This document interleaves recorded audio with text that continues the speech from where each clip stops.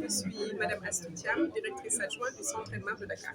J'ai l'honneur de représenter le directeur du Centre Elmar de Dakar, M. Momar Madafal, ici au satellite, le salon du tourisme, du littoral et de la croisière. Qu'est-ce qui explique votre présence au littoral international?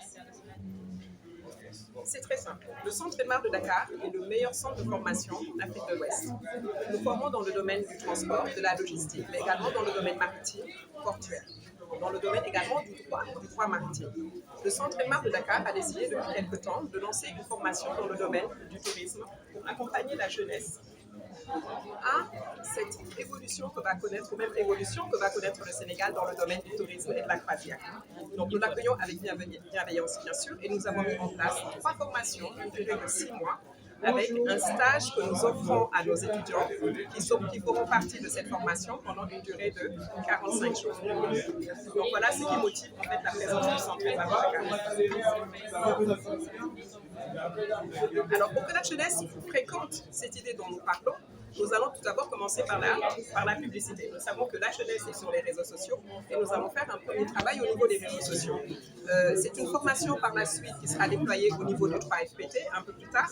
Et le 3FPT va prendre en charge à peu près 80% de cette formation, voire plutôt même 90%. Et dans le cadre de la prise en charge de cette formation, ça veut dire qu'il ne restera plus que 10% à la charge des jeunes.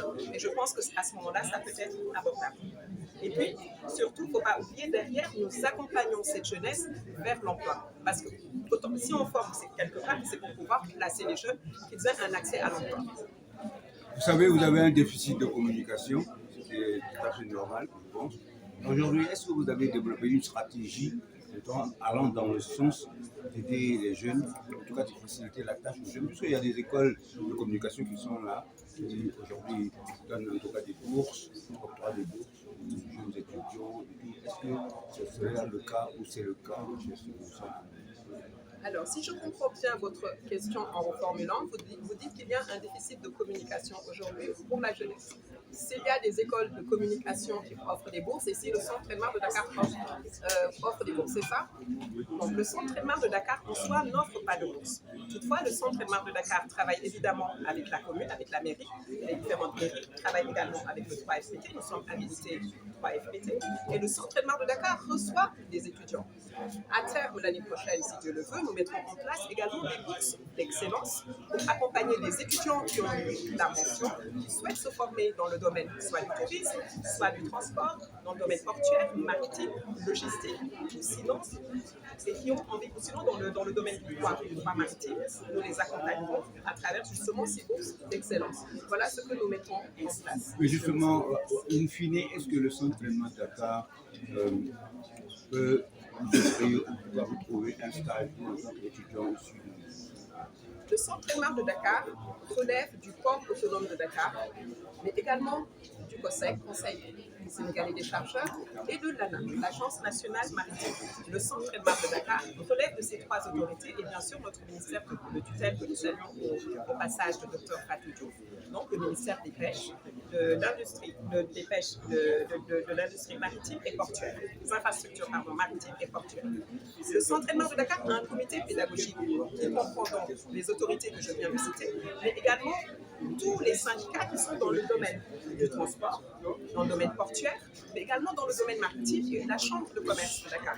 Ce qui fait que toutes les formations que nous mettons en place sont mises en place avec ce comité pédagogique. Nous avons aussi une commission scientifique qui accompagne le Centre Elmar de Dakar dans la définition des programmes pour que les programmes puissent correspondre à ce que le marché souhaite. C'est-à-dire que le Centre Elmar de Dakar a un créneau, on forme nos jeunes afin qu'ils soient employables. On ne les forme pas pour les lâcher. Le Centre Elmar de Dakar aujourd'hui a un taux d'insertion, tenez-vous bien, de 70%.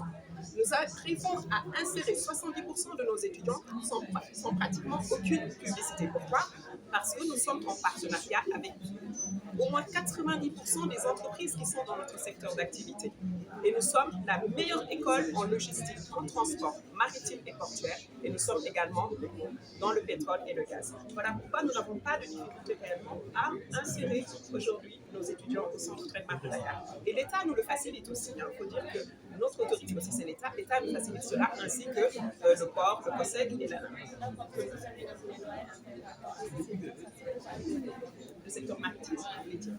Alors, le plaidoyer à faire au niveau du secteur maritime, portuaire, le logistique, transport, mais également tourisme et la croisière qui est en train d'arriver au Sénégal, au niveau également de la Gambie, de la Mauritanie, de la Guinée-Bissau et du Cap-Vert, eh bien, c'est de dire aux jeunes filles, mesdames, venez.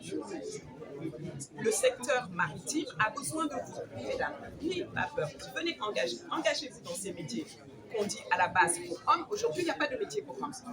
Et les études montrent que les filles réussissent beaucoup mieux à l'école, que les filles ont de meilleurs résultats que les garçons à l'école, mais il arrive un moment où elles ont un blocage. Donc, mon plaidoyer, ce serait que les jeunes filles viennent s'engager vers ces métiers et qu'on arrive, pourquoi pas, à un 50-50 qui serait équilibré dans les entreprises, et cela pour une meilleure réussite de l'entreprise. Parce que qu'est-ce qui est dit? Lorsqu'une entreprise est confiée à une femme en gestion, il y a 40% de risques en moins de mauvaise gestion. Donc, mesdames, mesdemoiselles, engagez-vous dans les métiers du transport, de la logistique, maritime, croisière, et bien sûr dans le tourisme, puisqu'on est là aujourd'hui pour cela. Merci à vous.